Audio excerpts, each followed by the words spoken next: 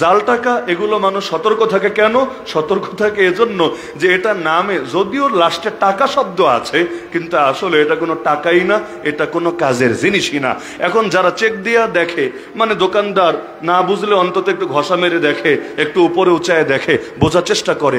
আমার মাঝে মাঝে জাল টাকা আমার কপালে এসে জোটে। আমার না, এটা হয়তো অন্যদেরও জোটে, অন্যদের অভিজ্ঞতা অন্যরা জানে, আমি আমারটা জানি। ওই মাহফিল থেকে যাওয়ার সময় একটা খাম দিয়ে দেয় না পকেটে, আলহামদুলিল্লাহ কেউ বলতে পারবে না কখনো আমি খুলে দেখেছি, বা ধমক টমক দেওয়া তো পরের আলাপ, কি আছে কি নাই তা দেখেছি কারো সামনে, কেউ বলতে পারবে না। তো খামের জায়গায়, আমি তো আমার জায়গায় চলে গেলাম। পরবর্তীতে মনে করেন পাম্প থেকে তেল নিয়ে অথবা দোকান থেকে কেনাকাটার পরে যখন টাকা দেওয়া হচ্ছে, হুজুর এটা তো জাল টাকা, এটা আসলে কোত্থেকে? আরে কোত্থেকে বোঝেন না, কোরআনের মাহফিল থেকে। মাহফিল কমিটি মহব্বত করে দিয়ে দিয়েছে, কারণ তাদেরকেও কেউ হয়তো দিয়েছে চালিয়ে দেওয়ার জন্য, তারা চিন্তা করেছে নষ্ট করার কি দরকার, আল্লাহর নেয়ামত নষ্ট করতে হয় না, এটারও তো দাম আছে। তো হুজুর মানুষের হাতে যা যাবে তাই বরকতি হবে, এজন্য হুজুরের হাতে দিয়ে দেই, এটাও বরকতি হবে। মাঝে মাঝে আমার কপালে জোটে আর কি। তো যাই হোক, তো জাল হাদিস, এটাও কি হাদিস? আর এটাও হাদিস? হাদিস না। আর এই ফালতু আলাপগুলো করতে গিয়ে আল্লাহর জমিনে আল্লাহর দিন জিন্দা করার জন্য মেহনত করার সময় পায় না। বাংলাদেশে যত ধরনের উল্টাপাল্টা বিতর্ক চলে, বেশিরভাগই দেখবেন এমন ঘুরে ফিরে যেই লাউ সেই কদু। একজন লাউ বলবে আর একজন কদু বলবে। কেন তুই লাউ বললি কদু বললি না, অথবা কেন তুই কদু বললি লাউ বললি না, এটা নিয়ে বছরের পর বছর, যুগের পর যুগ তুমুল মারামারি চলবে। আল্লাহ নবী সাল্লাল্লাহু আলাইহি ওয়াসাল্লাম যখন মক্কা থেকে মদিনায় হিজরত করে গেলেন, এই মদিনায় পরবর্তীতে আপনারা যাদেরকে আনসার সাহাবী নামে চেনেন, অতীতে যারা কেউ ছিল আউস গোত্রের, কেউ ছিল খাজরাজ গোত্রের, এই আউস এবং খাজরাজের লোকেরা যুগের পর যুগ লড়াই করত একেবারে নিতান্ত সাধারণ বিষয়গুলো নিয়ে, যেগুলো নিয়ে আমাদের নরসিংদীরও কেউ কেউ লড়াই করে, বিভিন্ন চর এলাকায় লড়াই করে, ব্রাহ্মণবাড়িয়ার বিভিন্ন গ্রামের মানুষেরাও একেবারে নিতান্ত সাধারণ বিষয় লড়াই চলতে থাকে। এমনকি নবীর জামানায়, আল্লাহ নবী যাওয়ার আগ পর্যন্ত এমন চলছিল, দাদা লড়াই শুরু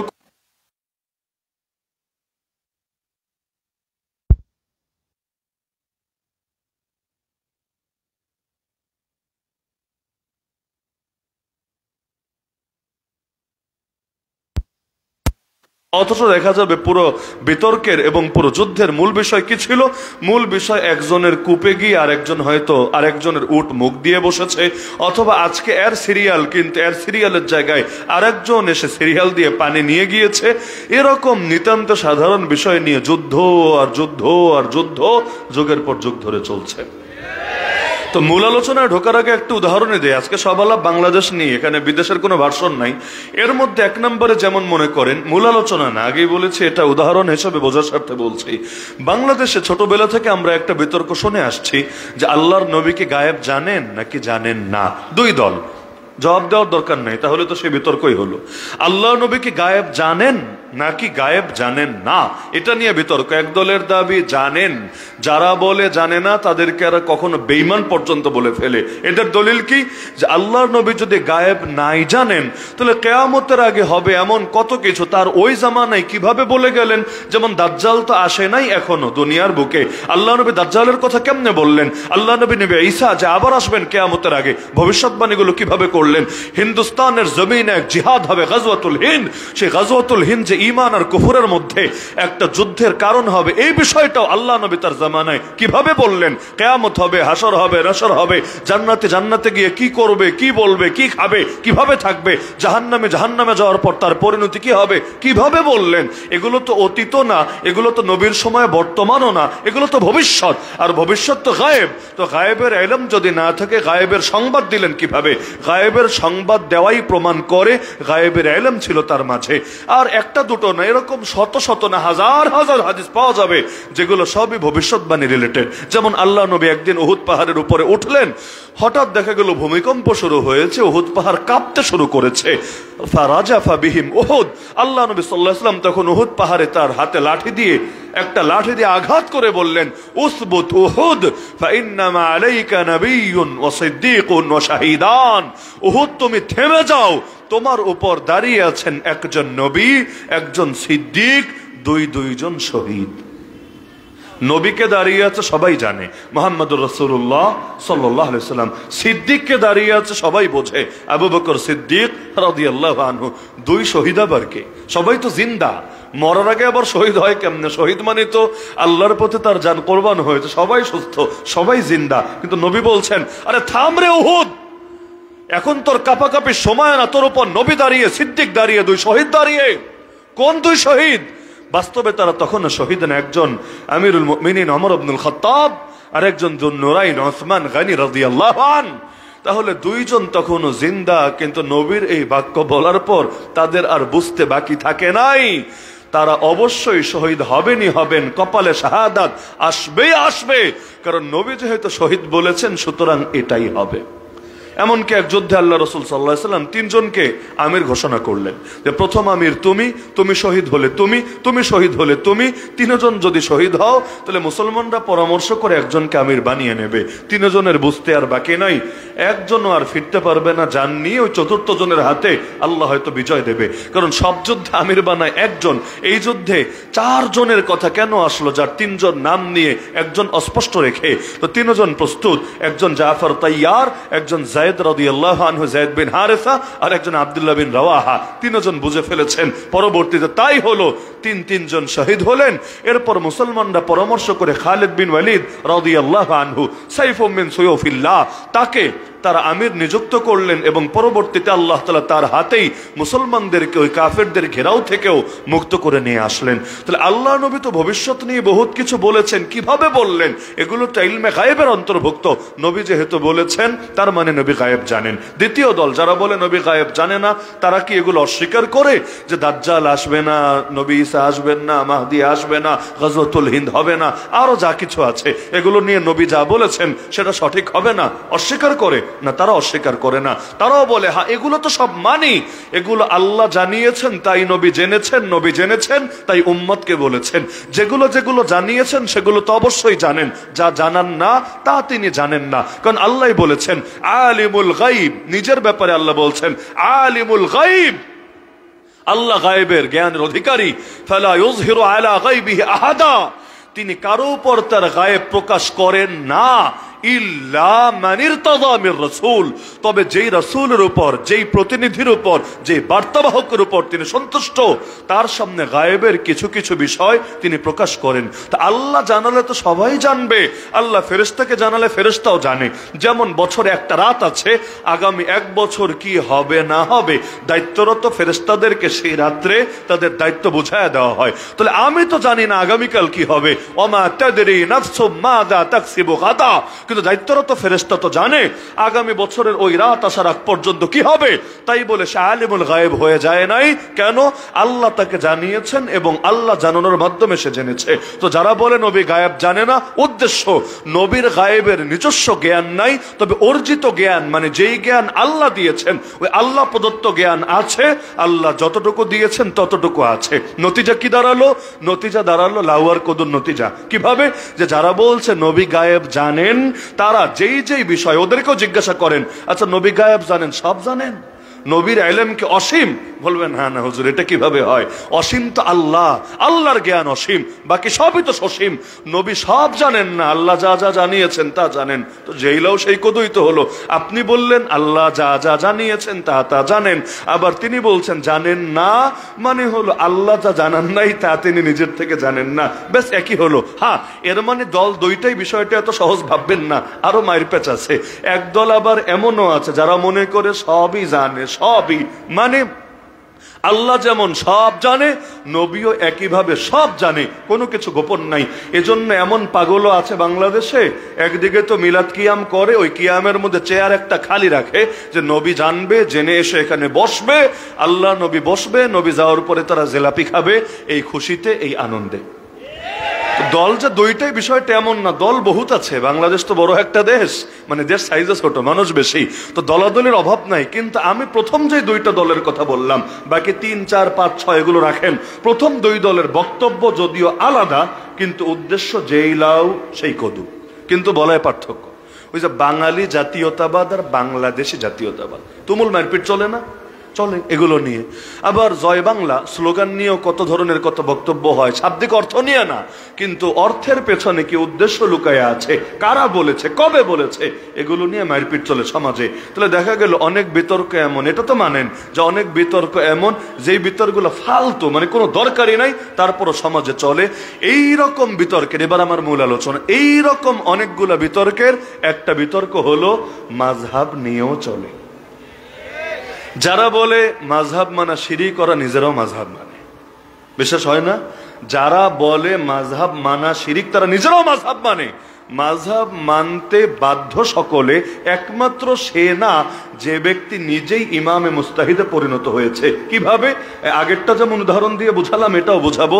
এরপর কারো যে কোনো ধরনের যৌক্তিক প্রশ্ন থাকলে লিখিত পাঠিয়ে দিবেন এখানে, আমি জবাব দিয়ে তারপরে যাব, জবাব না দিয়ে যাব না, চিন্তার কোনো কারণ নাই। আজকের এই আলোচনাটাকে একটা ওয়াজ মনে না করে একটা ক্লাস মনে করেন, ক্লাস, ইলমের একটা ক্লাস, যে ক্লাসের দ্বারা আমরা সবাই যাতে উপকৃত হতে পারি। কারণ মাযহাব মানা যদি প্রয়োজনীয় হয়, মানবেন না কেন? আর যদি মাযহাব মানা অপ্রয়োজনীয় হয়, মানবেন কেন? তো আমি তো মনে করি সবারই বিষয়টা জানা দরকার। যে মানে তারও জানা দরকার, যে মানে না তারও সামনে ক্লিয়ার হওয়া দরকার। কারণ বিরোধিতা করলো বুঝে বুঝে বিরোধিতা করা দরকার। হাওয়ার উপরে বিরোধিতা করলে এটা হাস্যকর বিষয় হয়, হাস্যকর। এজন্য এই বিষয়ে আলোচনার দরকার আছে। যদি মনে করেন দরকার আছে, আমি কন্টিনিউ করি, না হলে অন্য বিষয়ে যাই। এই বিষয়ে আলোচনার দরকার আছে। এক নম্বরে প্রথম থেকে বোঝেন, ওই অনেকে প্রশ্ন করে বাংলাদেশে যে আপনারা ইমাম আবু হানিফা রহমাতুল্লাহ আলাইহিকে আপনাদের মাযহাবের ইমাম মানেন, ইমাম আবু হানিফা কারে ইমাম মানতেন? এই টাইপের প্রশ্ন করে যে ইমাম আবু হানিফা যারে মানতেন আপনারাও তারে না মেনে ইমাম আবু হানিফাকে কেন মানেন?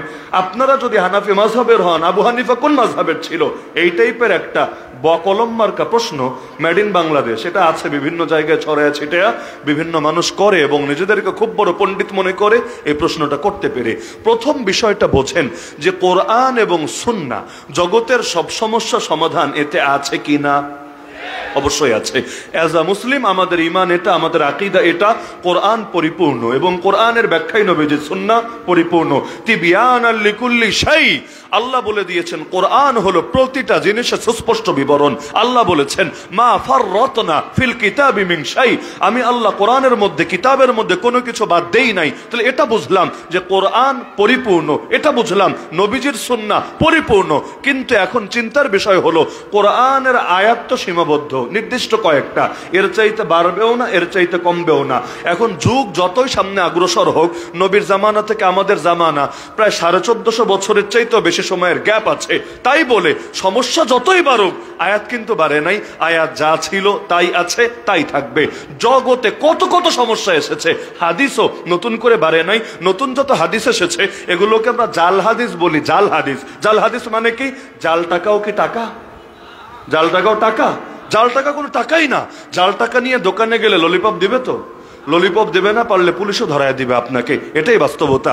জাল টাকা এগুলো মানুষ সতর্ক থাকে। কেন সতর্ক থাকে? এজন্য যে এটা নামে যদিও লাস্টে টাকা শব্দ আছে, কিন্তু আসলে এটা কোনো টাকাই না, এটা কোনো কাজের জিনিসই না। এখন যারা চেক দিয়া দেখে, মানে দোকানদার না বুঝলে অন্তত একটু ঘষা মেরে দেখে, একটু উপরে উঁচায় দেখে, বোঝার চেষ্টা করে। আমার মাঝে মাঝে জাল টাকা আমার কপালে এসে জোটে। আমার না, এটা হয়তো অন্যদেরও জোটে, অন্যদের অভিজ্ঞতা অন্যরা জানে, আমি আমারটা জানি। ওই মাহফিল থেকে যাওয়ার সময় একটা খাম দিয়ে দেয় না পকেটে, আলহামদুলিল্লাহ কেউ বলতে পারবে না কখনো আমি খুলে দেখেছি, বা ধমক টমক দেওয়া তো পরের আলাপ, কি আছে কি নাই তা দেখেছি কারো সামনে, কেউ বলতে পারবে না। তো খামের জায়গায়, আমি তো আমার জায়গায় চলে গেলাম। পরবর্তীতে মনে করেন পাম্প থেকে তেল নিয়ে অথবা দোকান থেকে কেনাকাটার পরে যখন টাকা দেওয়া হচ্ছে, হুজুর এটা তো জাল টাকা, এটা আসলে কোত্থেকে? আরে কোত্থেকে বোঝেন না? কোরআনের মাহফিল থেকে। মাহফিল কমিটি মহব্বত করে দিয়ে দিয়েছে, কারণ তাদেরকেও কেউ হয়তো দিয়েছে চালিয়ে দেওয়ার জন্য। তারা চিন্তা করেছে নষ্ট করার কি দরকার, আল্লাহর নেয়ামত নষ্ট করতে হয় না, এটারও তো দাম আছে। তো হুজুর মানুষের হাতে যা যাবে তাই বরকতি হবে, এজন্য হুজুরের হাতে দিয়ে দেই, এটাও বরকতি হবে। মাঝে মাঝে আমার কপালে জোটে আর কি। তো যাই হোক, তো জাল হাদিস এটাও কি হাদিস? আর এটাও হাদিস? হাদিস না। তাহলে কোরআনের আয়াত অল্প কয়েকটা, নবীজির হাদিস অল্প কয়েকটা, আর জগতের সমস্যা কোটি কোটি কোটি। প্রতিদিন সমস্যা তৈরি হচ্ছে নতুন নতুন, যেগুলো আগে ছিলই না। যেমন আজকে 2024-এর এমন অনেক সমস্যা আছে যেটা আমাদের বাপদাদারা বুঝবেই না। কে আছে না? এই যুবক পোলাপনকে জিজ্ঞাসা করেন, প্রত্যেকের পেটের মধ্যে এক গাদা সমস্যা জমা করা আছে, মনের কষ্ট, ডিপ্রেশনে ভোগে সুইসাইড করে। অথচ কি নিয়ে আছে ডিপ্রেশনে, এটা আর বুড়া দাদারে বুড়া দাদিরে বোঝাতেই পারবে না যে এটা আবার ডিপ্রেশনের জিনিসটা পাগলা, এইটা নিয়ে আবার পোলাপান সুইসাইডও করে। এমন কত কত সমস্যা জগতে তৈরি হচ্ছে। এই যে দেখেন না, মুরব্বী মানুষরা অ্যান্ড্রয়েড মোবাইলে বোঝানো যায় না, এরা বাটন ফোনটা চেনে, বিশেষ করে একটা লাল সুইচ আর একটা সবুজ সুইচ, মাশাআল্লাহ এটা ভালো চেনে। সবুজে চাপ দিলে কল রিসিভ হয়, লালে চাপ দিলে কল কেটে যায়। আর তারা অবাক হয়ে তাকায় থাকে, আরে তার ছোট নাতি যার বয়স মাত্র 2 বছর, ও কেমনে অ্যান্ড্রয়েডে গেম খেলে, সুইচ নাই বাটন নাই, কেমনে টেপে? অবাক হয় না? হয়। তাহলে জগতে কত কত সমস্যা তৈরি হচ্ছে, এগুলোর সমাধান তো কোরআন হাদিসে আছে। আপনি তো মানলেন আছে, কিভাবে আছে এটাই তো বোঝার বিষয়। যেমন মনে করেন মাটির উপরে কিছু জিনিস থাকে, মাটির নিচে কিছু জিনিস থাকে। মাটির উপরে যা থাকে আমিও দেখছি, আপনিও দেখছেন। যেমন মাটির উপরে ফল থাকে, মাটির উপরে বিভিন্ন ফসল থাকে, মাটির উপরে দুনিয়ার বহু কিছু থাকে। মাটির নিচে যা আছে এটা কিন্তু সবাই দেখে না, দেখতে পারে না। আমি যদি বলি যে এই সাহেব প্রতাপ মাদ্রাসার এই আঙ্গিনাটা সবাই মিলে ফুটা করবে, এটা ফুটা করলে গ্যাসের খনি বের হবে, তেলের খনি বের হবে, এখানে দামি দামি স্বর্ণের কলস আছে, এখানে হীরার এটা আছে সেটা আছে, এই টাইপের একটা বক্তব্য যদি আমি দিয়ে চলে যাই, আপনারা সিরিয়াস হয়ে করবেন তো, তাই না? জীবনেও করবেন না, বলবেন হুজুরের কি কোনো সমস্যা টমস্যা হলো কিনা, আজকে এটা কি বললো, এটা তো কোনোভাবে সম্ভব না। কেন? কারণ মাটির নিচে কি আছে এটা বলার মতো যোগ্যতা আমার নাই, ওই বিষয়ের বিশেষজ্ঞ আমি না। হ্যাঁ, এই বিষয়ে আলাদা বিশেষজ্ঞ আছে। 2 দিন পর পর যারা গিয়ে বিভিন্ন এলাকায় এভাবে খুঁজে খুঁজে তেল বের করে, গ্যাস বের করে না, সবাই খুশি হয় যে সিলেটে নতুন একটা গ্যাসের খনি পাওয়া গিয়েছে, ভোলায় নতুন একটা তেলের খনি পাওয়া গিয়েছে, মানুষ খুশি হয়। তো এটা কিভাবে বের হলো? 1 নম্বরে এমন কিছু লোক এই তথ্যটা দিয়েছে যারা বিশেষজ্ঞ। 2 নম্বরে তারা দিয়েছে কিভাবে, তাদের কাছে পর্যাপ্ত যন্ত্রপাতি আছে, পর্যাপ্ত আসবাব আছে। ওই আসবাবগুলো ব্যবহার করে তারা যদিও ঢুকে নাই ভিতরে, কিন্তু তারা এটাকে ব্যবহার করে নিশ্চিত হয়েছে এর ভেতরে জিনিস আছে। সাগরের ভেতরে মণি মুক্তা এই যা আছে, এটা নয়তো সবাই জানে দুনিয়াতে যে ভেতরে ঝিনুকের ভেতরে মুক্তা আছে, কিন্তু কোন ঝিনুকে আছে, কোথায় আছে, কিভাবে বের করবে, এটা সবার কাজ না, সবাই বোঝেও না। এর জন্য আলাদা স্পেশালিস্ট আছে। ওই ডুবুরিরা ডুব দিয়ে গিয়ে ওই ঝিনুক তুলে নিয়ে আসবে, তার ভেতরে তারা মুক্ত খুঁজে পাবে। আর আমার মতো মানুষ যদি মুক্ত খোঁজার জন্য সাগরের তলায় ডুব দেয়, ও জান নিয়ে ফিরে আসতে পারবে কিনা এটাই সন্দেহ আছে। তাহলে কোরআনের এই কয়েকটা আয়াতের মধ্যে নজর দিতে হবে। তবে সব ক্ষেত্রে মাটির উপরে নজর দিলে চলবে না। মাটির উপর মানে কি? মাটির উপর মানে হলো শাব্দিক অর্থ। আমাদের বাংলাদেশে এমন বহুত বকলম তৈরি হয়েছে, বকলমই বলি, যারা কোরআনটাও শুদ্ধ করে পড়তে পারে না, কিন্তু বাংলা অনুবাদ নিয়ে ঘরে।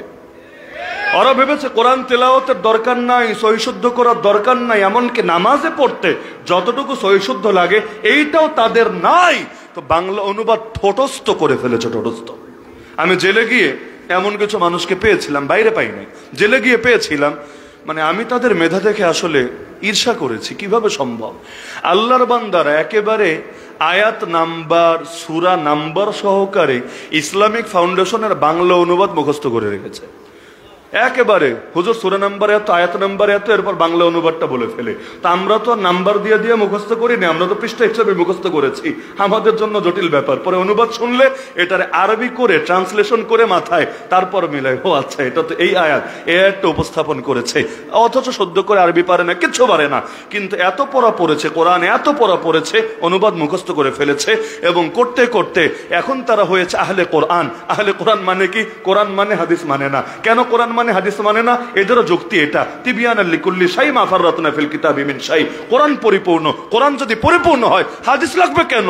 যদি বলেন হাদিসও লাগবে তাহলে তো কোরআন অপরিপূর্ণ, আর যদি বলেন কোরআন পরিপূর্ণ শুধুমাত্র কোরআনই চলবে। পাগলদেরকে কে বুঝাবে যে কোরআনে যে চলবে? কোরআন বুঝবা কিভাবে? কোরআন বুঝবা যে তুমি যেভাবে ওইটারই হাদিস বলে। হাদিস মানে আল্লাহ নবী সাল্লাল্লাহু আলাইহি ওয়াসাল্লাম যা বলেছেন, যা করেছেন, যে সমস্ত অনুমোদন দিয়েছেন, যে সমস্ত গুণাবলী রয়েছে, সবই তো কোরআনের ব্যাখ্যা। কানা খুলুকুহু আল কোরআন, তার জীবনাদর্শ ছিল হুবহু কোরআন। তো কোরআন ব্যাখ্যা করবা কিভাবে তুমি? কোরআনের সবচাইতে শক্তিশালী ব্যাখ্যা সেটা যেটা আল্লাহ নিজে করেছেন। 2 নম্বরে সবচাইতে শক্তিশালী ব্যাখ্যা সেটা যেটা রাসূলুল্লাহ করেছেন। 3 নম্বরে সবচাইতে শক্তিশালী ব্যাখ্যা সেটা যেটার উপর সাহাবীরা একমত হয়ে গিয়েছেন। আজমাত আলাইহিল উম্মাহ, আজমা আলাইহি আসহাবা, আল্লাহ রাসূলের সাহাবীরা যে ব্যাপারে ইজমা করেছেন সেটা। তো তাদেরকে বাদ দিয়ে কোরআন বুঝবো কিভাবে? কারণ কোরআন শুধু আয়াতের শব্দের নাম না, বরং হুয়া ইসমুল লিন-নাজমি ওয়াল মানা জামিয়া, শব্দ এবং মর্ম উভয়টার নাম কোরআন। যেই আল্লাহ শব্দ দিয়েছেন ওই আল্লাহই ব্যাখ্যা দিয়েছেন। ব্যাখ্যা নবী নিজের থেকে বানান নাই, সুযোগই নাই। যেই আল্লাহ শব্দ দিয়েছেন ইন্না আলাইনা জামাহু ওয়া কুরআনা ফাইদা ক্বরানাহু ফাত্তাবি কুরআনা সুম্মা ইন্না আলাইনা বায়ানা, হে নবী এই কোরআনকে তোমার সিনার মধ্যে জমা করো আমার দায়িত্ব, এরপর এই কোরআনকে ব্যাখ্যা করো আমার দায়িত্ব। কোরআন ব্যাখ্যা করা কার দায়িত্ব? আরে কার দায়িত্ব? ওই আল্লাহ ব্যাখ্যা করে দিয়েছেন নবীকে, আর নবীকে দায়িত্ব দিয়েছেন উম্মতকে ব্যাখ্যা শিখিয়ে দেওয়ার জন্য। লিতুবাইয়িনা লিন-নাসি মা নুজিলা ইলাইহিম, কোরআনের আয়াত। হে নবী তোমার উপর কেন কোরআন নাজিল করেছে জানো? এজন্য যাতে করে তুমি মানুষের সামনে কোরআনকে খুলে খুলে ব্যাখ্যা করে দিতে পারো। তাহলে হাদিস কি কোরআন থেকে আলাদা, নাকি যা আছে কোরআন সেটারই ব্যাখ্যার নাম আল্লাহ রাসূলের সুন্নাহ এবং হাদিস? তো এখন কোরআন মাজিদে সব আছে, সবাই একমত তো? আল্লাহ নবীর সুন্নাহ সব আছে, সবাই একমত তো?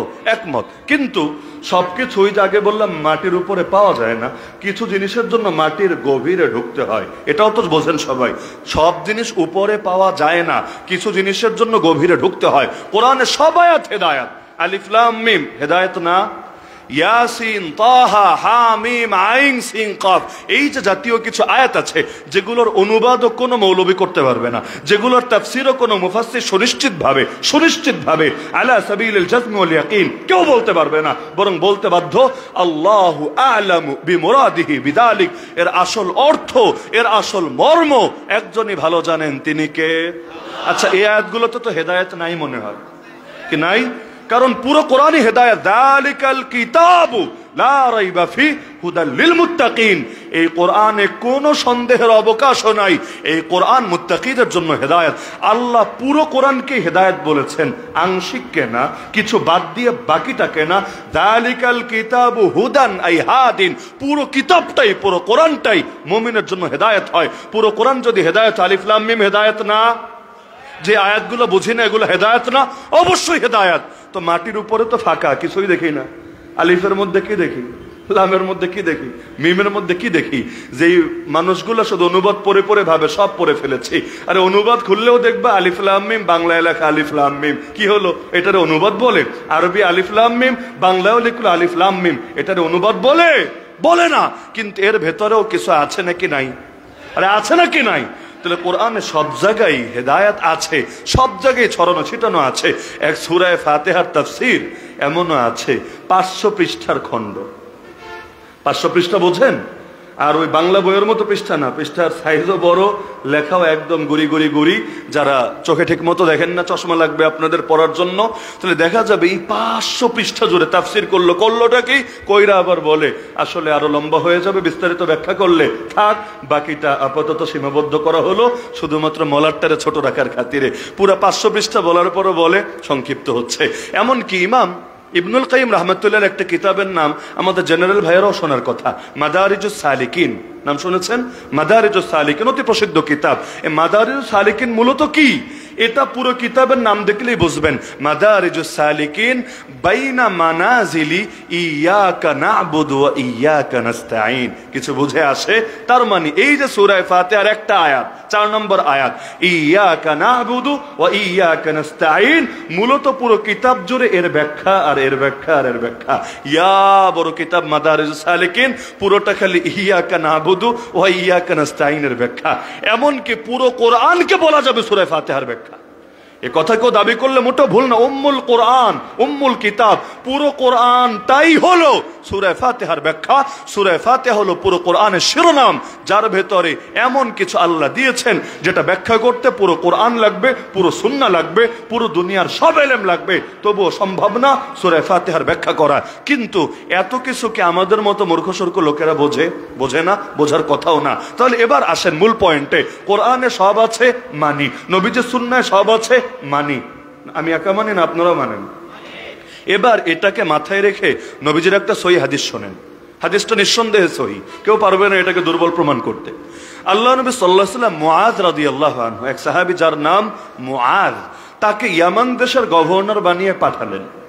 যখন তাকে বিদায় দিচ্ছিলেন, আল্লাহ নবী নিজেই একটু এগিয়ে আসলেন। এটা সুন্নত, আল্লাহ নবীর সুন্নতি এটা, মেহমানকে ওই আপনার ডাইনিং রুম থেকে টাটা দিয়ে দেওয়া না, বরঞ্চ মেহমানকে একটু এগিয়ে দেওয়া, তাকে গাড়ি পর্যন্ত, অথবা তাকে তার ওই জামানায় ছিল ঘোড়া, তো মুআয রাদিয়াল্লাহু আনহুকে নবী ঘোড়ায় উঠালেন। নবী নিজে হেঁটে হেঁটে যাচ্ছেন, মুআয রাদিয়াল্লাহু আনহু ঘোড়ার পিঠে, আল্লাহ নবী কিছু দূর পর্যন্ত তাকে এগিয়ে দিলেন। ওই সময় আল্লাহ নবী মুআযকে প্রশ্ন করলেন, তুমি যে ইয়ামান দেশের গভর্নর হয়ে যাচ্ছ, প্রাদেশিক গভর্নর, মুখ্যমন্ত্রী টাইপ আর কি, তুমি যে একজন প্রাদেশিক গভর্নর হয়ে যাচ্ছ, তোমার কাছে তো মানুষজন বিভিন্ন বিচার আচার নিয়ে আসবে, স্বাভাবিক ব্যাপার। নেতার কাছে মানুষ আসবে বিভিন্ন সমস্যা সমাধান নিতে। এই যে মানুষ ঝগড়া বিবাদ মামলা মোকদ্দমা বিষয় আশয় নিয়ে আসবে তোমার কাছে, ফাবিমা তাকদি, তুমি কি দিয়ে বিচার করবা, কি দিয়ে ফয়সালা করবা, কি দিয়ে সমাধান দিবা, একটু বলো দেখি।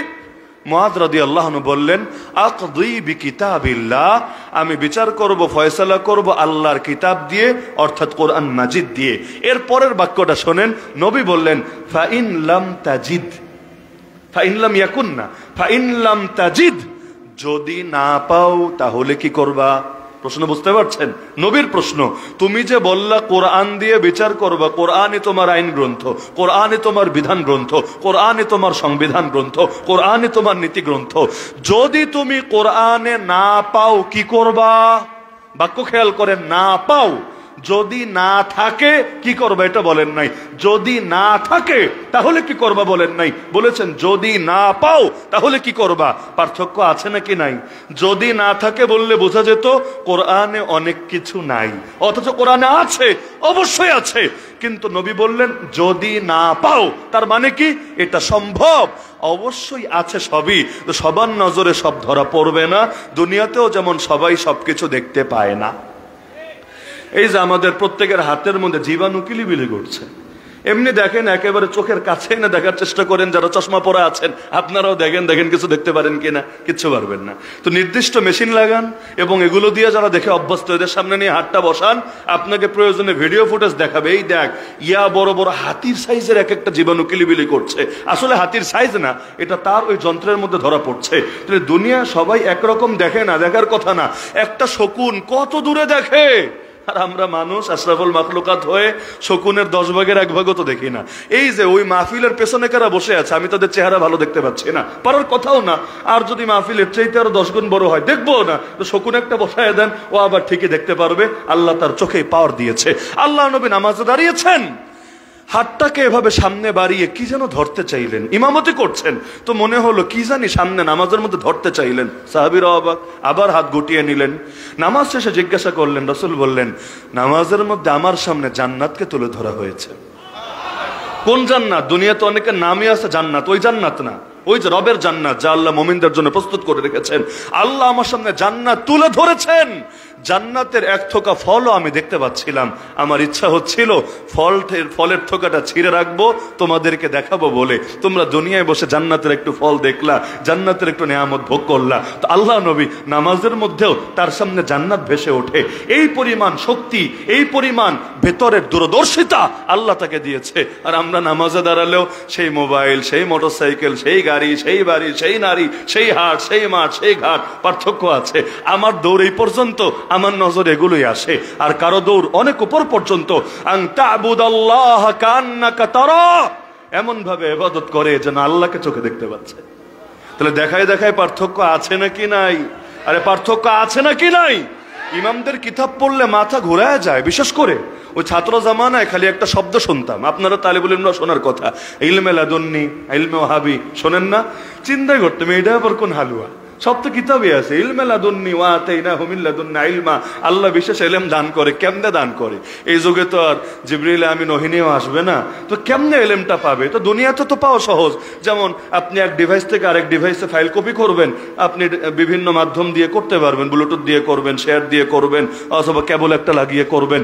আল্লাহ যে ইলমটা দিবে কেমনে দিবে? ঘুমের মধ্যে দিবে না জাগ্রত অবস্থায় দিবে?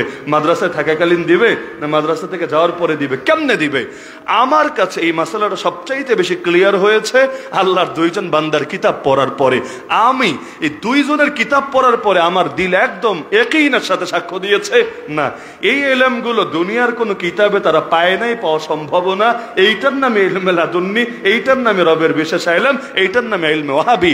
একজনের নাম শাহ ওলিউল্লাহ মুহাদ্দিস দেহলভী রাহমাতুল্লাহ আলাইহি। তার কিতাবগুলো পড়ে দেখেন, ফয়জুল হারামাইন আছে, ইজালাতুল খাফান, খিলাফাতুল খুলাফা আছে, হুজ্জাতুল্লাহিল বালিগা আছে, আরো তার অনেক ছোট ছোট রিসালা আছে যেগুলো একত্রিত করে মাজমুআয়ে রাসাইল শাহ ওলিউল্লাহ দেহলভী এই নামে ছেপেছেও। পড়ে দেখেন, মাথা ঘোরাতে থাকে। এক ফয়জুল হারামাইন পড়লে অদ্ভুত, আপনি অবাক হবেন, আরে কেমনে সম্ভব? হারামাইন শরীফাইনে আমরাও কত গেলাম, জিন্দেগিতে এলেম তো মাথায় দূরের কথা, মানে কল্পনা তো আসেনি, কেমনে সম্ভব, কিভাবে বললেন? আর দ্বিতীয়জন হলেন মুজাদ্দিদ আল-ফিসানি, শেখ আহমদ সিরহিন্দি রহমতুল্লাহ আলাইহি। যদিও তার লেখাঝোকা কম, ওই এক মাকতুবাত ছাড়া ওই 2-4টা রিসালা পাবেন, তেমন কিছু পাওয়া যায় না।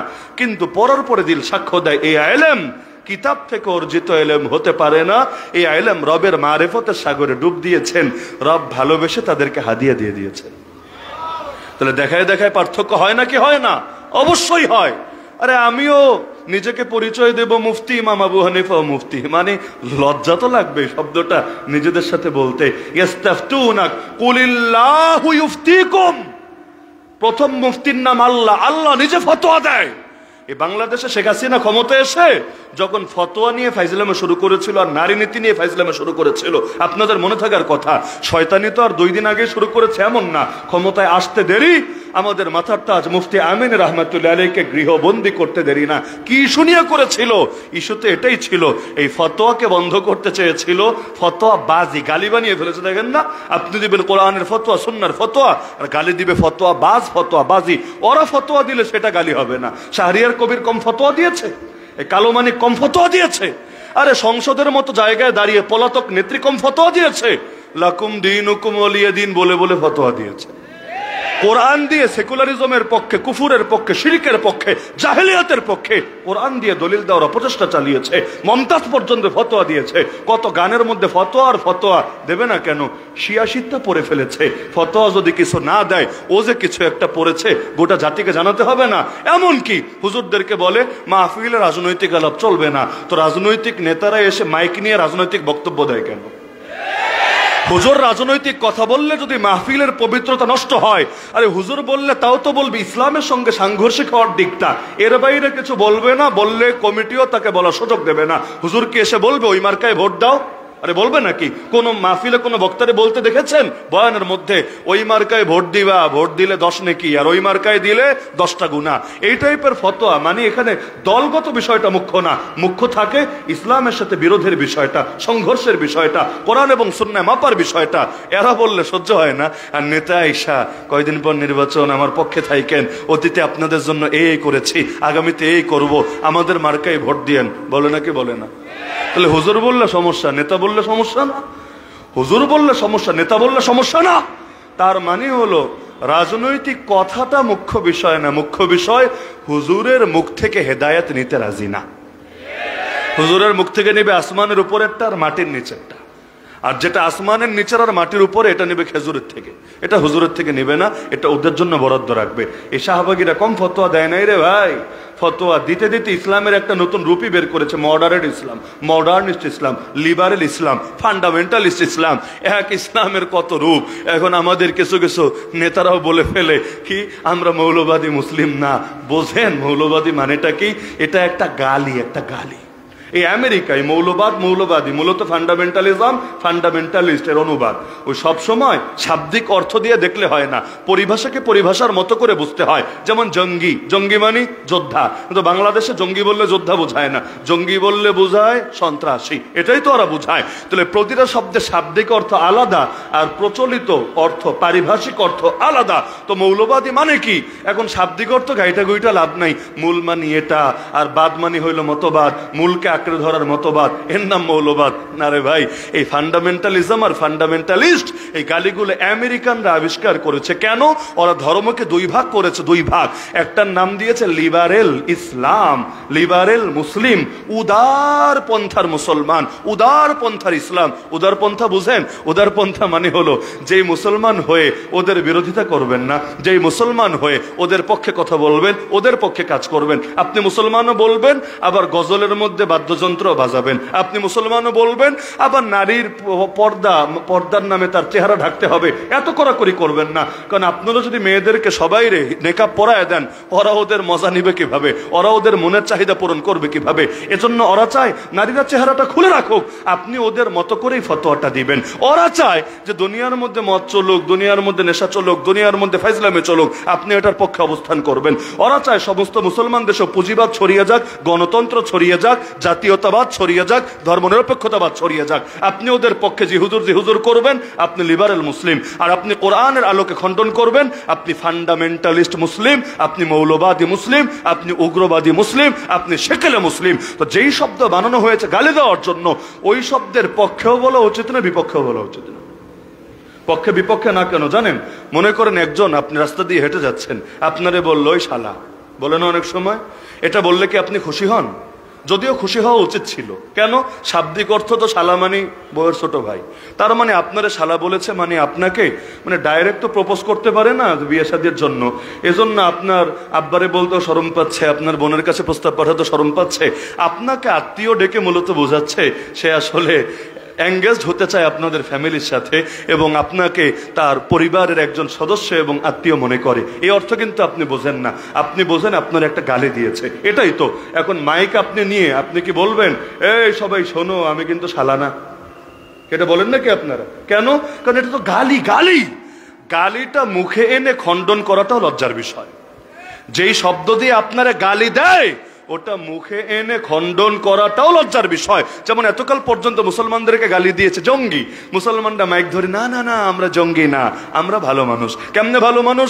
এই দেখো দেখো, আমরা জিহাদের আয়াতগুলো বলি না, এগুলো তাফসির করি না, এগুলো মুখেও আনি না, সাবিলুনাল জিহাদ স্লোগানটাও আমরা ডিলিট করে দিয়েছি, আমরা কালেমার পতাকা উড়াই না, আমরা দিন কায়েমের কথা বলি না। এই যে আমরা কত বড় সুশীল, আমরা জঙ্গি না। এইরকম একবার যদি গালি থেকে নিজেকে বানানোর মানসিকতা তৈরি হয়, দেখবেন পদে পদে দালালি করবেন, গোলামি করবেন, নিজেকে ওদের চোখে ভালো জাহের করার জন্য আপনি যাচ্ছে তাই ইসলামের মধ্যে আদর্শ বিসর্জন দেবেন। আর ও আপনারা কি গালি দিল দেখারই দরকার নাই। নবীকে গালি দিয়েছে পাগল, নবীকে গালি দিয়েছে গণক, নবীকে গালি দিয়েছে জাদুঘর, নবীকে গালি দিয়েছে জ্যোতিষী, নবীকে গালি দিয়েছে মানুষের মধ্যে পার্থক্যকারী। কি হয়েছে? আল্লাহ নবী আল্লাহর দ্বীনের দাওয়াত দিয়েছেন, দিতেই থেকেছেন, তার কাজে জবাব হয়ে গিয়েছে। ওরা যা মনে চায় বলুক না, উগ্রবাদী বলবে বলুক, সাম্প্রদায়িক বলবে বলুক, সন্ত্রাসী বলবে বলুক। আরে এরাই তো তারা, ওদের থেকে ভালো শুনতে চাইবো কেন? এরাই তো জঙ্গিবাদের নাম দিয়ে ইরাকের বুকে লক্ষের বেশি শিশুকে মেরেছে। এরাই তো জঙ্গিবাদের নাম দিয়ে আফগানিস্তানের বুকে 19 বছর পর্যন্ত যুদ্ধ করেছে। এরাই তো জঙ্গিবাদের নাম দিয়ে আজও পর্যন্ত মসজিদ আকসাকে দখল করে রেখেছে। এরাই তো জঙ্গিবাদের নাম দিয়ে আজও পর্যন্ত গোটা প্যালেস্টাইনের বুকে জুলুম নির্যাতন চালাচ্ছে। এরাই তো জঙ্গিবাদের নাম দিয়ে আমাদের বোন ডক্টর আফিয়া সিদ্দিকাকে আজও পর্যন্ত নির্মমভাবে বন্দী করে রেখেছে।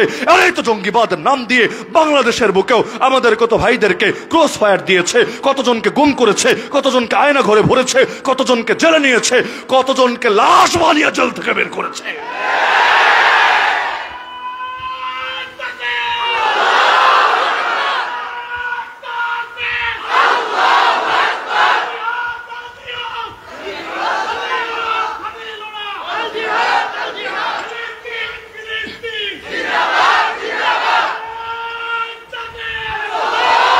আর ওদের চোখে ভালো হতে চাইবো কোন দুঃখে? ভালো তো হতে হবে আল্লাহর নজরে, আল্লাহ রসুলের নজরে। দুনিয়ার মানুষ ভালো বললেই কি মন্দ বললেই কি? এই দুনিয়া সেই দুনিয়া যার অধিকাংশ মানুষ নবী রাসূলকেও ভালো বলে নাই। আল্লাহ নবীর জামানায় কয়জন তার পক্ষে এসেছে, কয়জন বিপক্ষে থেকেছে, একটাবার হিসাব বের করেন। নবী যদি চাইতেন আবু জাহালের চোখেও ভালো থাকবেন, আবু লাহাবের চোখেও ভালো থাকবেন, রোমকদের চোখেও ভালো থাকবেন, পারসিকদের চোখেও ভালো থাকবেন, বাইজেন্টাইন সাম্রাজ্য তাকে ভালো বলবে। যদি এটা চাইতেন তাহলে যেই ইসলাম আজকে পেয়েছেন এই ইসলাম আর পাওয়া লাগতো না, বরং আল্লাহ নবীকে ওদের সাথে কম্প্রোমাইজ করে করে দিন প্রচার করা লাগতো। দুনিয়ার লোকে কি বললো আর কি বললো, গালি দিলে কি হয়েছে? কি হয়েছে? সর্বযুগের সর্বশ্রেষ্ঠ মহামানব যদি গালি খেতে পারে, আমি পারবো না কোন দুঃখে? আল্লাহ নবীর গালে চড় মারা হয় নাই? আল্লাহ নবীর গলায় চাদর পেঁচিয়ে শ্বাসরুদ্ধ করে হত্যা করার চেষ্টা করা হয় নাই?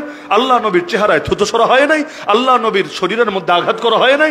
আল্লাহ নবী ক্ষুধার জ্বালায় পেটে পাথর বাঁধতে বাধ্য হন নাই? আল্লাহ নবীর আঙ্গুল কেটে রক্ত বের হয় নাই? আল্লাহ নবীর দান্দান মোবারক শহীদ হয় নাই? আল্লাহ নবীর আপন চাচার বুক চিরে কলিজা বের করে চিবিয়ে খাওয়া হয় নাই? আল্লাহ নবীকে তার দেশ ছাড়তে বাধ্য করা হয় নাই? সবই হয়েছে। এই দুনিয়ার কাফেররা তাও খুশি হতে পারে নাই নবীর উপরে। ওয়ালান তারদা আনকাল ইয়াহুদ ওয়ালান নাসারা হাত্তা তাত্তাবিআ মিল্লাতাহুম। হে নবী, কোনদিনও ইহুদি খ্রিস্টান আপনার উপর খুশি হবে না, হবে না। যতদিন না আপনি ওদের ধর্মের অনুসরণ করেন, ততদিন পর্যন্ত যাই করেন না কেন, যত উত্তম আখলাকের পরিচয় দেন না কেন, ওরা আপনার উপর খুশি হবে না। এজন্য আল্লাহ নবী এই দুনিয়ার মানুষের খুশির থোড়াই কেয়ার করেছেন। ওয়ালা ইয়াখাফুনা লাউমাতা লাইম। মুমিন কোন নিন্দুকের নিন্দাকে ভয় করে না। কিসের আবার জবাব দিতে হবে ওদের? আরে কিসের জবাব? ওরা তো এটার যোগ্যই না আমরা ওদের জবাব দেব।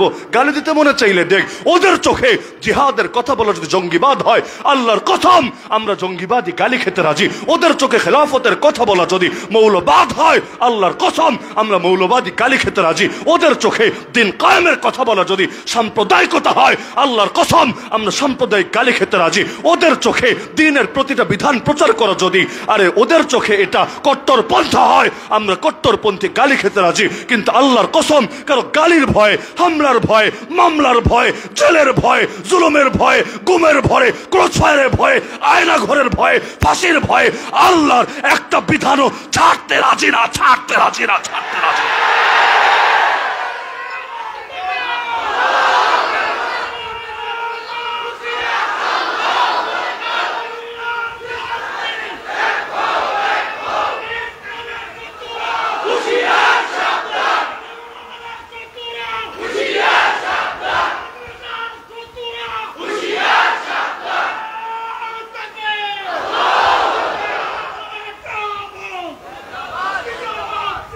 তো আল্লাহ রসুল সাল্লাল্লাহু আলাইহি ওয়াসাল্লাম জিজ্ঞাসা করলেন, যদি না পাও তাহলে কি হবে?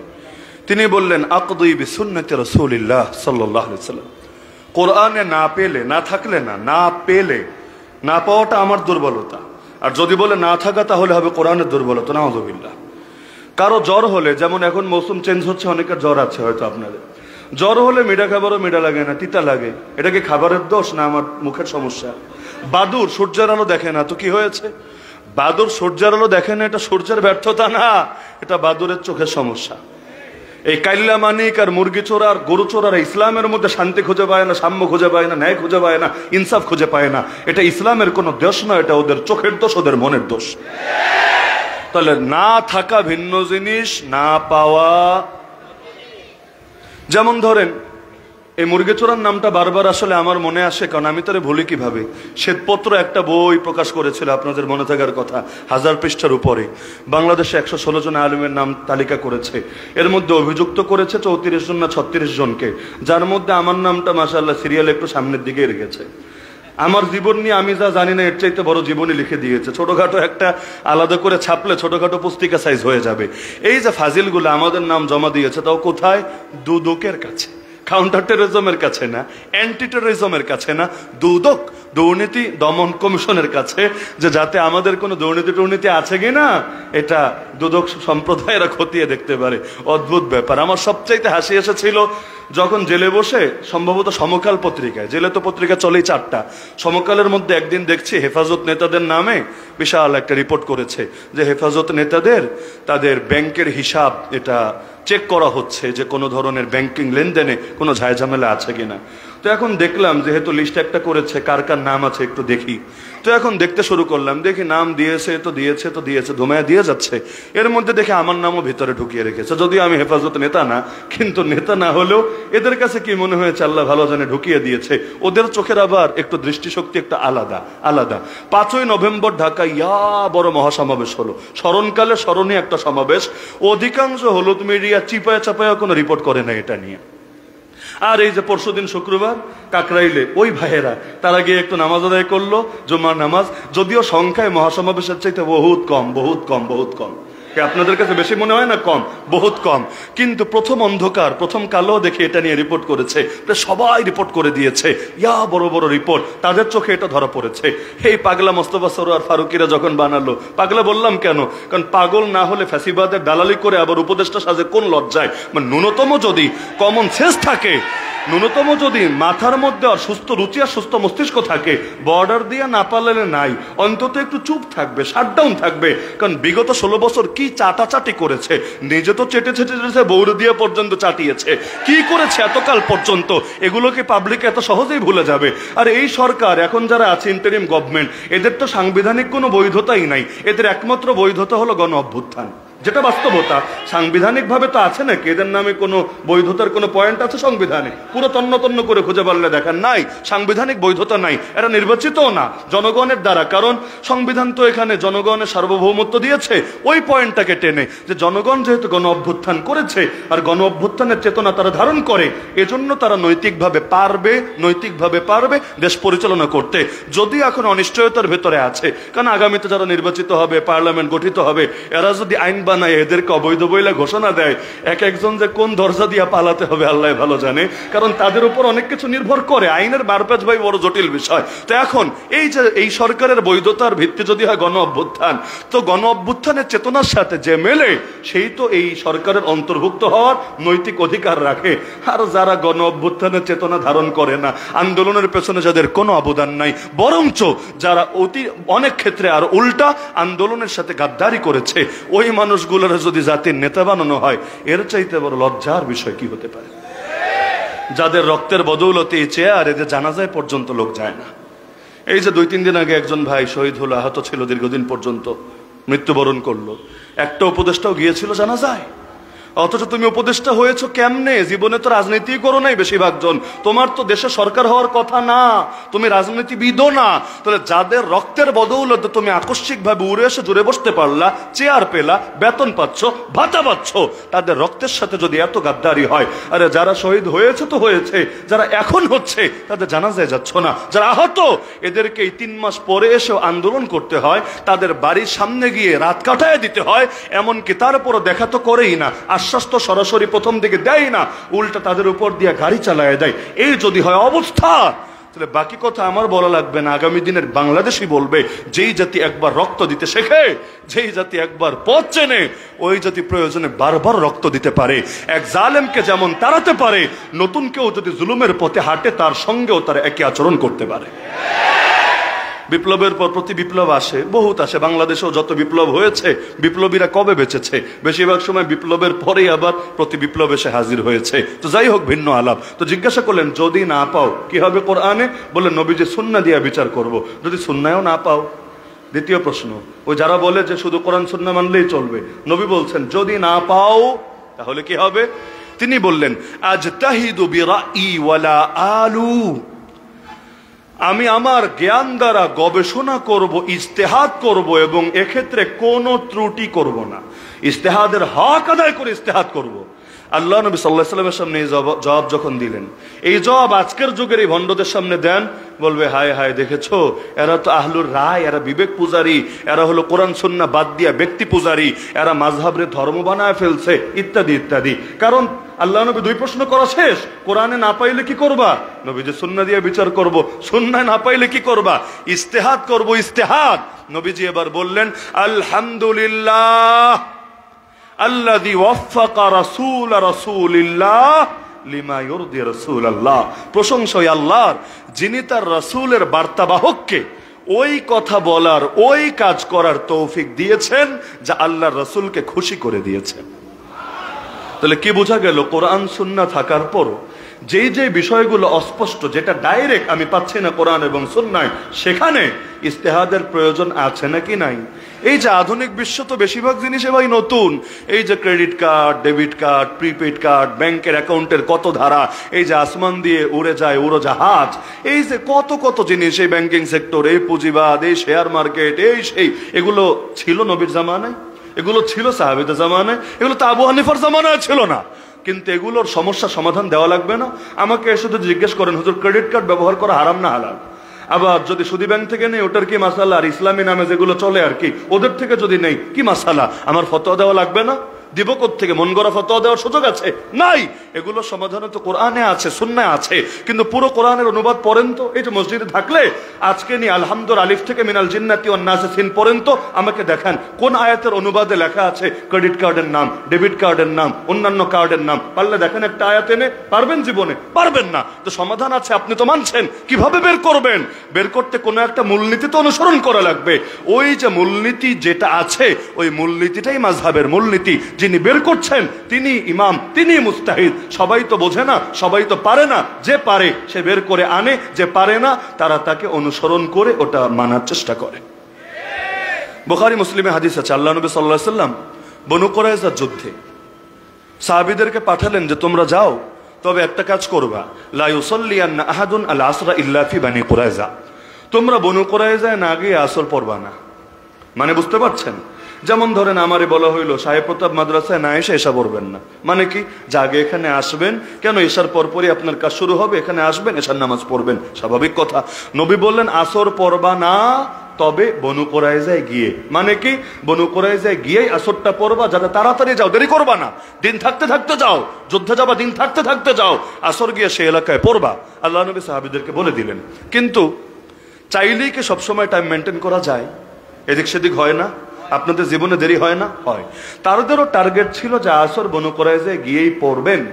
কিন্তু দেখা গেল মাঝপথে তারা দেখছেন সূর্য তো ধীরে ধীরে রক্তিম বর্ণ ধারণ করছে, বিবর্ণ হচ্ছে, বোঝা যাচ্ছে আসমানে সূর্য বেশিক্ষণ থাকবে না, সূর্যাস্ত হয়ে যাবে। তো সূর্যাস্ত যদি হয়ে যায় তখন কি আসরের ওক্ত থাকে না মাগরিবের ওক্ত আসে? তো এক নামাজের ওক্তে যদি আর এক নামাজ পড়ে এটাকে আদা বলে না কাজা বলে? তো যদি সূর্য ডুবেই যায় তখন গিয়ে যদি তারা আসর পড়ে তাহলে তো নামাজ মিস, কাজা হবে। অথচ আল্লাহ কোরআনে বলেছেন ইন্না সালাতা কানাত আলাল মুমিনিনা কিতাবাম মাওকুতা। নিশ্চয়ই মুমিনদের উপর নামাজ নির্ধারিত সময়ে ফরজ। নামাজ নির্ধারিত সময়ে ফরজ। নামাজের শুরু আছে, শেষ আছে, এই সময় এটা মেনটেন করে চলা লাগে।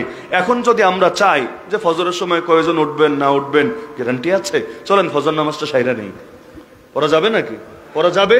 আচ্ছা আমি পড়াতে পারবো না, আজকের বড় হুজুর যিনি আছেন খতিবে বাঙ্গা আল্লামা জুনায়েদ হাবিব সাহেব, উনি এসে আজকে ফজরের নামাজটা রাত 12টা-1টার সময় পড়াই দিতে পারবেন? পারবেন না। কেন? এর সময় আসে নাই। এর সময়ের শুরু আছে, সময়ের শেষ আছে, নির্ধারিত সময়ে নামাজ পড়তে হবে। এটা তো আল্লাহর কোরআনের আয়াত, সূরা নিসার আয়াত, আল্লাহ জানিয়েছেন। এখন কি করবেন? এখন যদি নবীর কথা ঠিক রাখতে চায় কোরআনের আয়াতের উপর আমল থাকে না, আর যদি কোরআনের আয়াতের উপর আমল করতে চায় নবী যে বলেছেন ওখানে গিয়ে আসর পড়তে, এটা ঠিক থাকে না। আব কিয়া হোগা, আব কিয়া করনা হয়, কোনটা করবে এখন, প্রাধান্য কোনটাকে দিবে, চিন্তার বিষয়। তাদের মধ্যে দুই দল হয়ে গেল। দুই দল, এক দল না, দুই দল হয়ে গেল। এক দল বলল নবী যা বলেছেন তাই করতে হবে, এত বেশি বোঝার দরকার নেই। যেই নবী ওক্ত শিখিয়েছেন ওই নবী আজকে আসর বনু কুরাইজা গিয়ে পড়তে বলেছেন।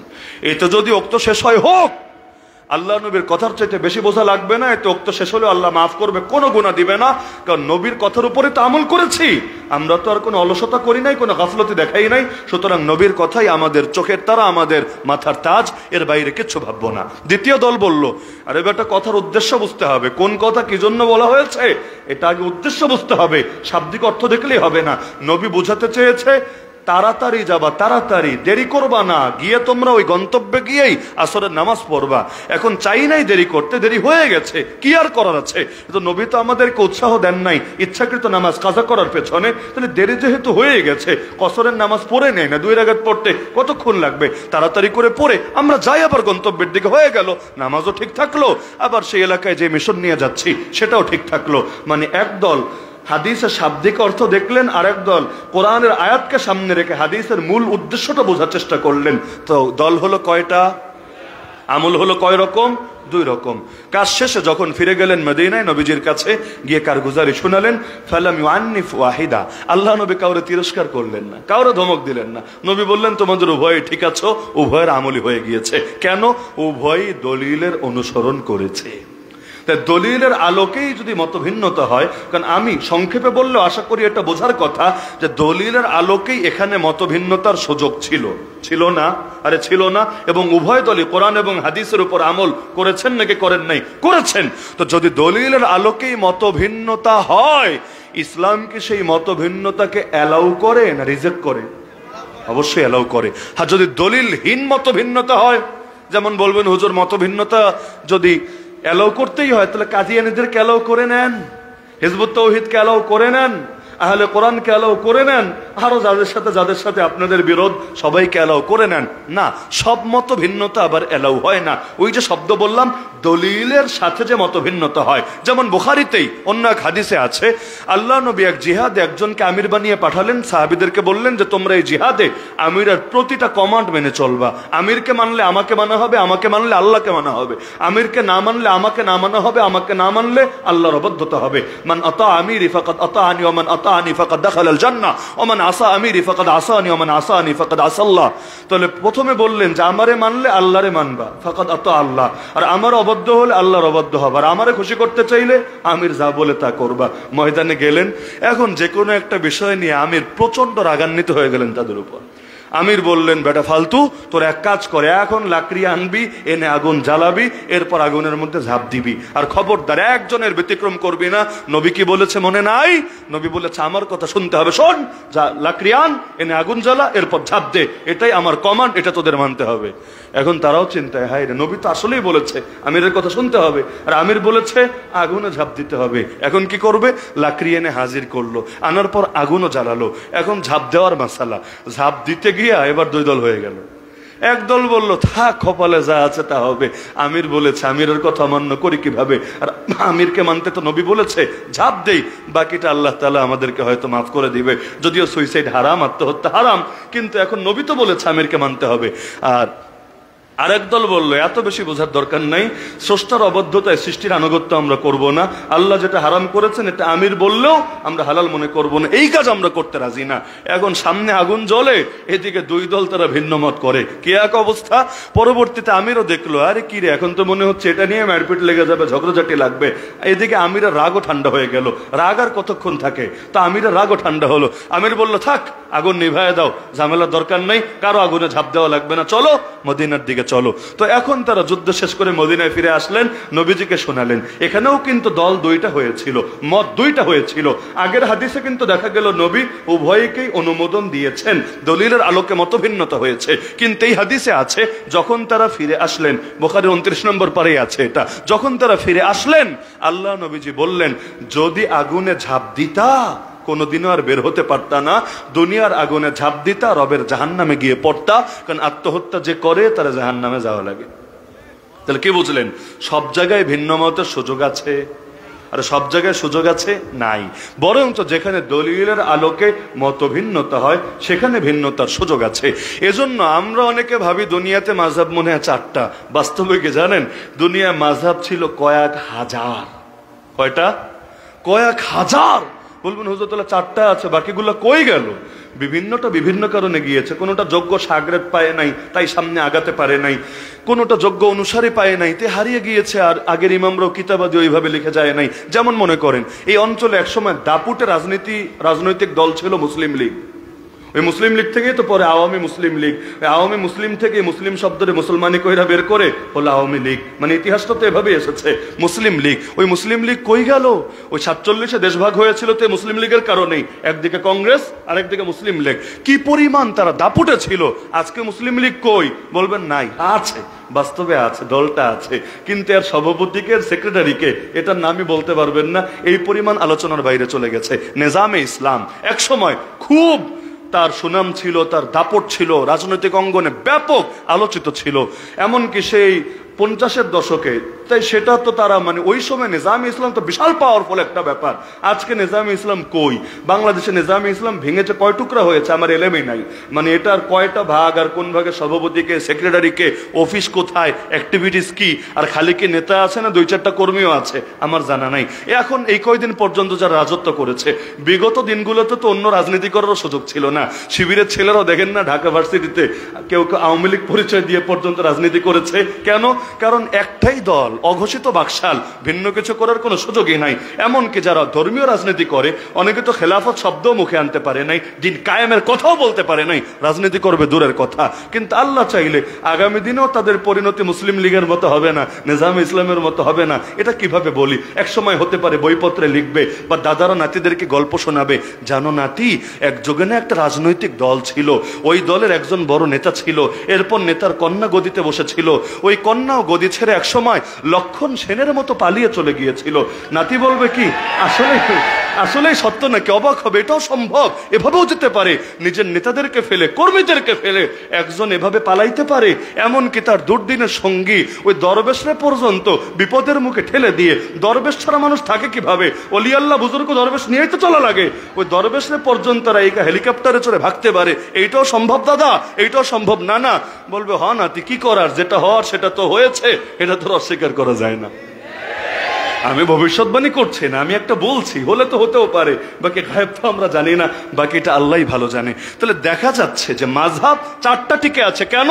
কারণ অনেকগুলোর পর্যাপ্ত অনুসারী ছিল না, যোগ্য সাকরেত ছিল না, আর কোনোটা এমন দলিলের বিবেচনায় অত বেশি স্ট্রং ছিল না যেগুলোর সাথে পাল্লা নিতে পারে, এগুলোর সমান সমপর্যায়ে আসতে পারে। এই চারটা আজও কেন টিকে আছে? ইমাম আবু হানিফার মৃত্যু 150 হিজরিতে, আর আজ 1446 হিজরি, এতকাল পর্যন্ত কেন টিকে আছে? কারণ সবগুলোর মধ্যে টেকার মতোই শক্তি আছে। হাজার হাজার আলেম এসেছে এক একটা মাযহাবে, বড় বড় মুফতি, বড় বড় মুহাদ্দিস, বড় বড় ফকিহ, কিন্তু কেউ পারে নাই অন্যটারে বাতিল ঘোষণা করতে। এজন্য তারা স্বীকারই করে দিয়েছেন চারো মাযহাব হক। যে যেই মাযহাবই মানুক না কেন, দলিলের আলোকেই যেহেতু ইখতিলাফগুলো হয়েছে এবং প্রতিটা মতভিন্নতার পেছনে পর্যাপ্ত দলিল আছে, সুতরাং ইখতিলাফ উম্মতি রাহমা, আমার উম্মতের মতভিন্নতা রহমত, এটা এগুলোর ব্যাপারে প্রযোজ্য হবে। তাহলে মাযহাবের প্রয়োজনীয়তা আছে নাকি নাই? কার জন্য প্রয়োজন? আমাদের মতো যারা সাধারণ, আমিও সাধারণ, এই মাদ্রাসা সব হুজুররাও সাধারণ, সবাই সাধারণ, যারা নিজেরা গবেষণা করে করে ইস্তেহাদ করে করে বের করতে পারে না, এরা সবাই সাধারণ। এদেরকে আর এক ইমামের অনুসরণই করা লাগে। এমনকি নিজে ইমাম হলেও অনেকে এটাকেই নিরাপদ মনে করেন তার চাইতে যোগ্য কাউকে অনুসরণ করবে। যেমন ইমাম আবু ইউসুফ, ইমাম মুহাম্মদ, নাম শুনেছেন? ইমাম মুহাম্মাদের ব্যাপারে সকলে একমত হতে বাধ্য এবং হয়েছেন বটে। ইমাম মুহাম্মাদের যোগ্যতা কোনো অংশে ইমাম শাফিঈর চাইতে কম ছিল না, বরং বেশি ছিল। কিন্তু এত বেশি যোগ্য হয়েও নিজে আলাদা মাযহাবের ইমাম হন নাই, তিনি নিরাপদ মনে করেছেন আমার উস্তাদ ইমামে আজম ইমাম আবু হানিফা রাহমাতুল্লাহ আলাইহি, তিনি যেই পথ দেখিয়েছেন এই পথেই চলি। হ্যাঁ, এটা মাথায় গেঁথে রাখবেন, হানাফি মাযহাব মানে আবু হানিফার ফতোয়া না। এটা হলো মূর্খ লোকদের মাথার পোকা। এরা ভাবে হানাফি মাযহাব মানে শুধু আবু হানিফার ফতোয়া। তাহলে ভাই, এই যে আজকের যুগে আল্লামা তাকি ওসমানী এবং অন্যান্য গবেষকরা তারা মাসালা লিখে যখন বলে এটাই হলো ব্যাংকিং সেক্টরে হানাফি মাযহাবের ফতোয়া, এটাই হলো ডিজিটাল ফটোগ্রাফির ব্যাপারে হানাফি মাযহাবের ফতোয়া, এটাই হলো আধুনিক রাষ্ট্রবিজ্ঞান হানাফি মাযহাবের ফতোয়া, তা আধুনিক জিনিস তো আবু হানিফা দেখেই নাই, কল্পনাও করতে পারে নাই, সমাধান দিল কবে? না দিলে এটা হানাফি মাযহাব হলো কিভাবে? এজন্য আমি আগেই বলেছি, মাযহাব মানে মূলনীতি। মাযহাব মানে কি? মূলনীতি। ওই মূলনীতিগুলো অনুসরণ করে করে যারা ফতোয়া দিবেন, মূলনীতিগুলো অনুসরণ করে করে যখন ফতোয়া দিবেন, তখন সেগুলো একদিকেই নিসবত হবে। তাহলে বলবেন এটারে হানাফি মাযহাব কেন বলে? তাহলে সহজ জবাব, ওইটারে মুজিববাদ আর মুজিবের বাংলাদেশ কেন বলে? এয়ারপোর্টে আজকেও দেখেছি আমি, আজকেও ওয়েলকাম, আজকে না আফওয়ান, ওই যে সর্বশেষ যেদিন এসেছিলাম ইন্টারন্যাশনাল ফ্লাইটে, ওদিন ওয়েলকাম টু মুজিবস বাংলাদেশ। আজকে ওই জায়গা দিয়ে এসেছি, আজকে ওইটাতে মিস করেছি আর কি। নাই, ওয়েলকাম টু মুজিবস বাংলাদেশ মানে কি? মুজিবের বাংলাদেশে স্বাগতম। কারণ বাংলাদেশ আমার না, বাংলাদেশ আপনার না, বাংলাদেশ জিয়াউর রহমানের না, বাংলাদেশ আরো অন্যান্য যারা নেতা ছিল তাদের না, বাংলাদেশ সবার। কি সন্দেহ আছে নাকি? বাংলাদেশ সবার না? সবার। তো মুজিব বাংলাদেশ মানে কি? এটা মগের মুল্লুক নাকি এটা তার জমিদারি নাকি এটা তার ব্যক্তিগত সম্পত্তি? মানেটা কি? মাথায় তো ধরে না। আমি তো সংবিধান বুঝি না রে ভাই। সংবিধান একবার বলবে সকল ক্ষমতার উৎস জনগণ, শুনলে মজাই লাগবে। আচ্ছা, সকল ক্ষমতার উৎস, আচ্ছা আমরাই তো রাজা, আমরাই তো দেশটা চালাই, আমরা যা বলি তা হবে, লিখবে। আবার আরেক দিকে লিখবে গণপ্রজাতন্ত্রী বাংলাদেশ, লেখে না? গণপ্রজাতন্ত্রী বাংলাদেশ। তাহলে সকল ক্ষমতার মালিক যে, তারে তো রাজা বলে, প্রজা বলে না। তো প্রজাতন্ত্র যদি হয় বাংলাদেশ, প্রজা কোনটা রাজা কোনটা? ক্লিয়ার করেন। প্রশ্ন বুঝতে পারছেন? বাংলাদেশ যদি প্রজাতন্ত্র হয়, বাংলাদেশ যদি প্রজাতন্ত্র হয়, তাহলে প্রজাটাকে আর রাজাটাকে, প্রশ্ন আসবে না কি আসবে না? যদি বলেন আমরা প্রজা তারা রাজা, তাহলে সকল ক্ষমতার উৎস জনগণ থাকলো কেমনে? সকল ক্ষমতার উৎস তো তারাই হয়ে গেল। আর যদি বলেন না আমরা রাজা তারা প্রজা, তাহলে এবার একটা জবাব দেন। জবাব হলো রাষ্ট্রপতি মানে কি? রাষ্ট্রপতি শব্দ শোনেন নাই জীবনে? প্রেসিডেন্টের বাংলা কি লেখে? রাষ্ট্রপতি। যেমন জনাব শাহাবুদ্দিন চুপ্পু রাষ্ট্রপতি। রাষ্ট্রপতি মানে কি? পতি মানে কি এটা বোঝার আগে বোঝেন, অনেক মহিলারে বলে পতিভক্ত, শোনেন নাই? অনেক মহিলারে বলে না পতিভক্ত, মেয়েটা পতিভক্ত। তো পতি মানে কি? মাশাআল্লাহ সবাই পারে। পতি মানে কি? স্বামী, হাজবেন্ড। তো চুপ্পু সাহেব যদি বাংলাদেশ নামক গণপ্রজাতন্ত্রী রাষ্ট্রের হাজবেন্ড হন, ওয়াইফটাকে, প্রশ্ন বুঝতে পারছেন? তিনি যদি হাজবেন্ড হন, ওয়াইফ কি আপনারা? ওয়াইফ কি আপনারা? তাহলে গোটা রাষ্ট্রটারই বউ বানায় ছাইরা দিল, একা জামাই হলো। আরে এক জামাই এত বড় হক আদায় করবে কেমনে? এটা তো সম্ভবই না। এত এত এত এত ওয়াইফ নিয়ে কোনো জামাই সংসার করতে পারে নাকি? আর যদি বলেন না হুজুর এখানে স্বামী মানে মালিক, কারণ স্বামীর অর্থ আছে মালিক, মালিক ইয়াউমিদ্দিন, বিচার দিনের স্বামী, ভালো কথা। তো রাষ্ট্রপতি মানে রাষ্ট্রের মালিক। আমরা কি? তিনি যদি রাষ্ট্রের মালিক হন, ওয়েলকাম টু মুজিবস বাংলাদেশের মতো। তিনি যদি রাষ্ট্রের মালিক হন, আমরা কি? আমরা কচুরিপানা, আমরা গোলাম, আমরা ভৃত্য, আমরা দাস। আরে আগেরটা সত্য না পরেরটা সত্য বল? যদি বলি সকল ক্ষমতার উৎস জনগণ, তাহলে প্রজাতন্ত্র বলিস কেন? রাষ্ট্রপতি বলিস কেন? তাহলে আগেরটা ভুয়া না পরেরটা ভুয়া? কারণ দুই বিপরীত জিনিস একসঙ্গে সত্য হতে পারে না। তার মানে পুরোটাই ধোকা, পুরোটাই ধোকা। কিসের গণতন্ত্র আর কিসের এই তন্ত্র আর কিসের সেই তন্ত্র? সবচাইতে পারফেক্ট নাম ভুয়াতন্ত্র, ভুয়াতন্ত্র, ধোকাবাজি তন্ত্র। এটাই বাস্তবতা। তাহলে দুনিয়ার লাইনে এই কমন জিনিসগুলো বোঝে না। আমরা তো ভাই মোল্লা মৌলভী মানুষ, আমরা তো জাগতিক। আমি নিজে স্কুলে বারান্দায়ও যাই নাই, পড়াশোনা দূরের কথা, কেজিওনেও পড়ি নাই, বাকিগুলো দূরের আলাপ। এরা তো বহুত পড়েছে, আমাদের ছোট ছোট মাথা, এদের তো ইয়া বড় বড় ইয়া মোটা মোটা মাথা। এতকাল বসে পড়াশোনা করি, কমন জিনিসটা বোঝে নাই। সংবিধান একটা চাপিয়ে দিয়েছে, কোরআনের চাইতে বেশি দাম দিয়ে রেখেছে 72-এর সংবিধানের নামে, যে কুফরি সংবিধান গোটা জাতিকে মানতে বাধ্য করা হয়েছে। এই 72-এর সংবিধানটাই তো পুরো অবৈধ সংবিধান। এর পক্ষে জনগণের মত কবে নিয়েছে? জনগণের ম্যান্ডেট কবে নিয়েছে? ইন্ডিয়ার বুকে লিখে বাঙালি জাতির উপর চাপিয়ে দিয়েছে। বলেছে মুক্তিযোদ্ধারা নাকি 4 উদ্দেশ্যে লড়াই করেছে। কি কি? ধর্মনিরপেক্ষতাবাদ, সমাজতন্ত্র, গণতন্ত্র, জাতীয়তাবাদ। আমি নিজে কয়েক ডজন মুক্তিযোদ্ধাকে জিজ্ঞাসা করেছি, যারা আমার জন্মের আগে ইন্তেকাল করেছে, এদের তো সম্ভব না। আমি যে কয়েকজনকে পেয়েছি, কয়েকজনকে, মাত্র কয়েকজনকে জিজ্ঞাসা করেছি, বলেছে বাপজান দেখো, চাচাজান দেখো, ভাতিজা দেখো, এক একজন এক একটা বলে। কেউ কেউ তো এটাও বলেছে সমাজতন্ত্র কি, তাই তো বুঝি না, এটার জন্য যুদ্ধ করব পরের কথা। ধর্মনিরপেক্ষতাবাদের জন্য লড়াই করেছি, এটা মুজিবের বানানো কথা, এটা আমাদের দিলের কথা না। এজন্যই স্যাটিসফাইড ছিল না বলেই তো যেই মুজিব সংবিধান লিখিয়েছে, সংবিধান পাশ করেছে, ওই মুজিবই সংবিধানটা ডিলিট করে দিয়ে নিজেই প্রধানমন্ত্রী থেকে রাষ্ট্রপতি হয়ে ওইটারে বাদ দিয়ে বাকশাল প্রতিষ্ঠা করেছে। তো যেই জিনিস যিনি আনে উনি বাদ করে, ওই জিনিস আবার অন্যজনে কেমনে চাটে? আরে মুখ থেকে থুতু ফেললে ফেলেই দিয়েছে, ওইটারে আবার জোর করে মুখে ঢোকানোর কি দরকারটা পড়েছে? কি কষ্ট পাচ্ছেন? যেটা বাস্তবতা এটা তো মানতে হবে, অস্বীকারের সুযোগ নয়। কে কোন দল কে কোন মত বুঝি না। এই কথাগুলো যে আজকে বলছি এমন না, কি এটা মনে হচ্ছে আজকে বলেছি? এ সাহেব প্রতাপ মাহফিলে কি একবার আসলাম নাকি? আগেও আসি নাই? কি মনে হয় আমার সুর কি 5 আগস্টের পরে চেঞ্জ হয়েছে? না, আলহামদুলিল্লাহ। অনেকে উল্টাটা বলে, হুজুর আগে একটু বেশি বলতেন, এখন দেখি কম বলেন। আগে একটু গরম বেশি ছিল, এখন দেখি একটু ঠান্ডা হয়েছে। আমি বলি এমন হলে সমস্যা নেই, আলহামদুলিল্লাহ। এটা তো অন্তত ইমানকে প্রশ্নবিদ্ধ করবে না। উল্টাটা হলে টেনশনের বিষয় ছিল। তো যার কারণে যেটা বাস্তব সেটা মানতেই হবে, না হলে দলান্ধ, মতান্ধ, নেতান্ধ হয়ে নেতার সঙ্গে ফেরাউনের মতো ডুবতে হবে। তাহলে মূল যে আলোচনাটা করলাম, মাযহাবের বিষয়টা ক্লিয়ার তো? মাযহাবের বিষয়টা ক্লিয়ার তো? যেই জিনিসের পেছনে দলিল আছে, একটাকে মানতে গিয়ে আরেকটার অস্বীকার করবেন কিভাবে? আর যারা সব কয়টাকে অস্বীকার করে কিসের নামে? সবচাইতে বড় নাম হলো ঐক্য। ঐক্য। মাযহাব ডিলিট হলে নাকি ঐক্য হবে? কোথ থেকে রে ভাই? মাযহাব ডিলিট হবে হলে ঐক্য হবে, এই কথা কে বলেছে? বাংলাদেশে যারা মাযহাব মানে না তারা আজ ঐক্যবদ্ধ হতে পেরেছে। বিশ্বাস না হলে রাজশাহী যান, বাংলাদেশে তাদের বলতে গেলে প্রাণ কেন্দ্র। রাজশাহী শহরের মধ্যেই দেখবেন কি পরিমাণ মারপিট চলে, একজন আরেকজনের থেকে আলাদা হয়ে এই প্রতিষ্ঠান ওর বিরুদ্ধে ফতোয়া, ওই প্রতিষ্ঠান ওর বিরুদ্ধে ফতোয়া। এমনকি কোন জিনিসটা এক করতে পেরেছে? ওদের সবার নামাজ একরকম হয়, তাদের হাত বাঁধা একরকম হয়। আমি দেখাবো না, আমি এগুলো নিয়ে টিটকারিও করার যে পছন্দ করি না। লেকিন বাস্তবতা যেটা, ঐক্যের নামেও যদি ফাটল হয়, তারাও তো একরকম হতে পারে নাই। কি বিশ্বাস হয় তারা যে একরকম হতে পারে নাই? এই সাহেব প্রতাপ মসজিদে নিয়মিত নজর রাখেন, বুঝবেন। এবং এই মসজিদ কেন, বাংলাদেশের যে কোনো মসজিদে তাকালে বুঝবেন তাদের মধ্যে বহুত মতভিন্নতা রয়েছে। থাকে না মতভিন্নতা, মতভিন্নতা থাকা খারাপ না, মতভিন্নতা থাকা ভালো। তবে মতভিন্নতা থাকবে শাখা নিয়ে, ঐক্য হবে মূল নিয়ে। মতভিন্নতা থাকবে শাখা নিয়ে, ঐক্য হবে মূল নিয়ে।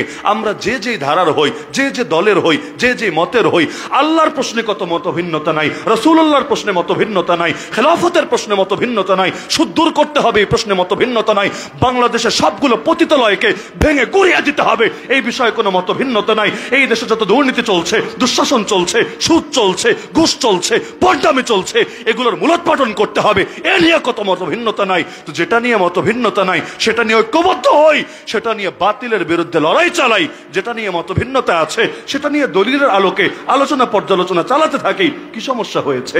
আপনি আপনার দলিল দেন, উনি ওনার দলিল দেন, শ্রদ্ধার সাথে আলোচনা চলতে থাকুক। এরপর যার কাছে যেটা যৌক্তিক মনে হবে করতে থাকুক, কিন্তু মূলের বিষয়ে ছাড় দেওয়ার কোনো সুযোগ নেই। আর আমরা মূলের লাইনে ছাড় দিয়ে রেখেছি, শাখা নিয়ে মারপিট করে যাচ্ছি। মূলের লাইনে খবরই নাই। আজও পর্যন্ত স্বাধীনতার 53 বছরে পতিতালয় বন্ধ করা গেল না। কত সরকার এলো আর গেল, বেশ্যার প্রেমকেও ছাড়তে পারলো না। কষ্টের বিষয় না? এই বেশ্যার পক্ষে কি আছে, মানে কোন মধুটা আছে পতিতালয়ে বলেন দেখি?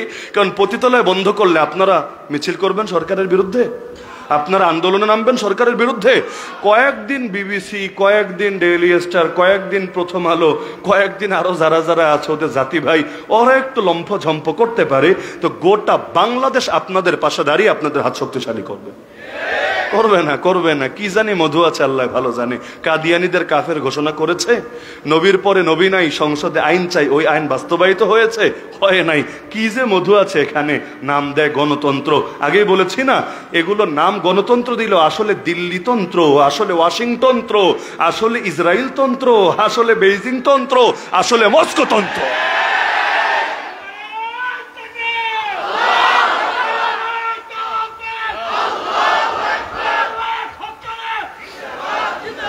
তো যাই হোক, লম্বা চড়া আলোচনা করে ফেললাম। মাযহাবের বিষয়টা আশা করি মৌলিক ধারণা হয়েছে।